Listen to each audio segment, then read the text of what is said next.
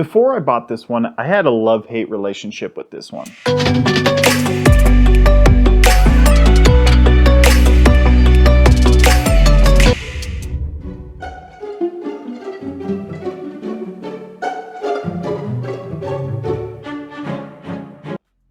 Gentlemen, welcome to Paragon Fragrances, and today we're going to be talking about Prada Luna Rossa Black. I was doing some dating at the time and I needed a good date scent. It was between this one and Armani Code Absolute.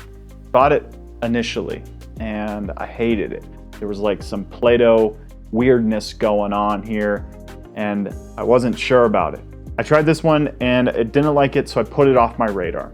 I started watching more and more fragrance reviewers, like I do, and they started talking more and more about this one. So I went to Ulta, sprayed it on my hand, and I started doing that more and more often whenever I went to the mall, and I came to actually wanting more of it. And then there was rumors of this being discontinued. And so I was like, no way, Jose. So I just had to buy a bottle. Long story short, love it. Best decision of my life. It is a well-sophisticated, beautiful scent. Not a huge fan of the atomizer, but it does do well. So I like that. Oh, a black bottle represents it perfectly well. It smells exactly the way it looks. This one is considered an ambery, woody fragrance, and it was released back in 2018. I wish I picked it up back in 2018 because I would have smelled so good. Some of the notes you're gonna get in here are Angelica, Patchouli, Bergamot, ambers, musks. It's just so delicious. Oh, I can't wait for the winter time. It's a very versatile fragrance too, so a lot of people associate this with their date list, but if you wear this in the colder months, this can actually be a daily driver and you can actually make this your signature scent. It's a very sophisticated, sexy signature scent. It's not super versatile like an Acqua di Gio is, but this one actually brings some mysterious nature to your scent character, and it actually is a good signature scent, I believe, in the colder months. In the summertime, this is probably not the best option for you, but wear this with some confidence and it would be a knock out of the park.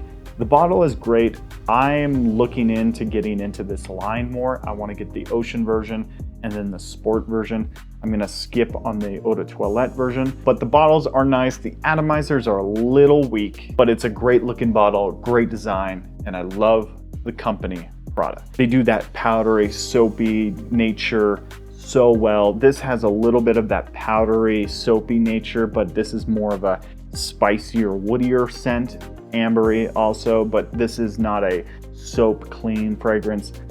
I get a little bit of the soap and clean, but the soap would have to be a really sexy, spicy soap. It's not like a fresh bar of Dove soap. Longevity is great on this thing. I get 8 to 10 hours and the sillage is in arm's distance. So if you're standing around people, people are gonna smell you and you're gonna smell great. Being around people who smell good gives you so much confidence, even if you're not the one wearing the cologne. I remember a friend of mine, he used to wear cologne all the time, and whenever I ran into him, he was so easy to approach and he always smelled really good, and he was a good role model for me. Since then he turned into a D-bag, but people come and go in your life, even if you love them dearly. That was depressing, but that's what cologne does to you. It turns you into a D-bag. If you guys like fragrance related content, make sure you hit the subscribe button. I'd love to have you. I talk about nothing but fragrances here on the channel Monday and Friday.